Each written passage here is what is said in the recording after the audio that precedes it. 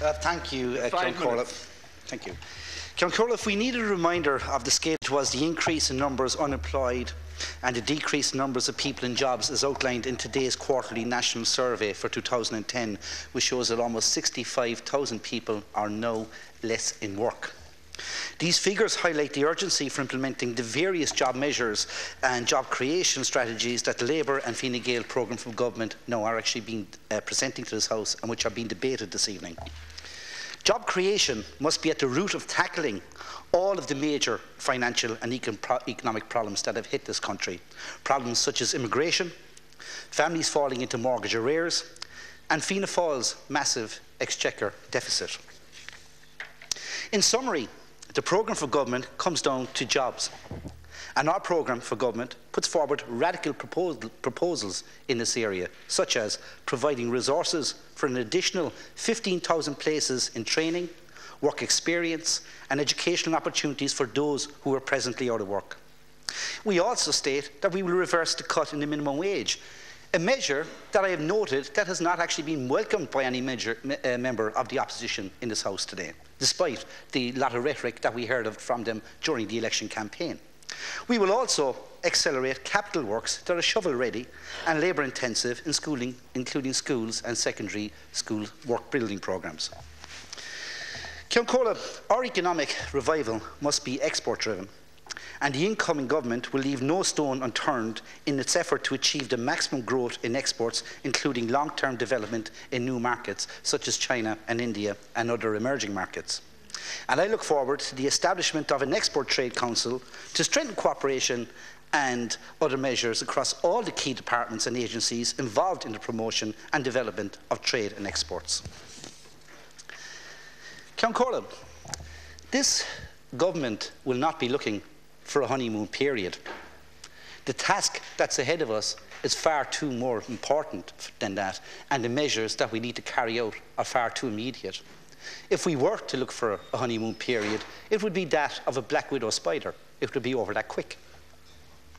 Our task is to get Ireland back into the recovery position, and to do that through a programme of national recovery and national job creation, and in measures which are based upon job creation, reform and fairness. The programme for national recovery is, upon examination, shows clearly that job creation is our #1 priority. And measures such as the promise to legislate to end upward-only rent reviews for existing leases is a very welcome measure in that programme for government. This is something that I have been campaigning for a number of years, and I welcome its inclusion in the programme for government. Because when we look at that area, what we see is that the retail sector, which employs over 300,000 people in this country, has suffered dramatically as a result of Fianna Fáil policy in government.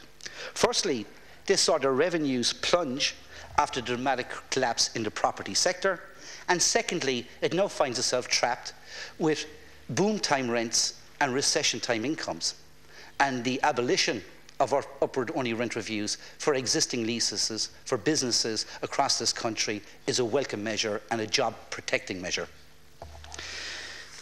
We will also, in our programme for government, bring forward measures to ensure that families remain in their home. Families who are, at this moment in time, doing everything conceivably possible to ensure that the roofs are not going to be taken from over their heads. People who are doing their best to meet their financial obligations are protected, and we will ensure that we will do that by putting in place a 2-year moratorium immediately as part of our programme for government, but also restructuring and rebalancing the relationship between lender and borrower. We will convert MABs into a personal debt management agency, and we will restructure the type of legislation and put a framework in place to ensure that homeowners will not suffer for the duration of this recession and find themselves out on the street. Let's Ciaran, the public know that we are in extraordinary times and that extraordinary measures are required.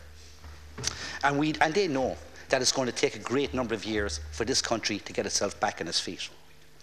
They will have a patience with it, but it will be a limited patience, and it will be a patience based upon there being a plan in place.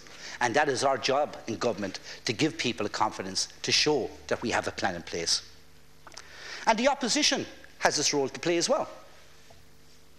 The political reforms that we lay out allow the opposition to do that.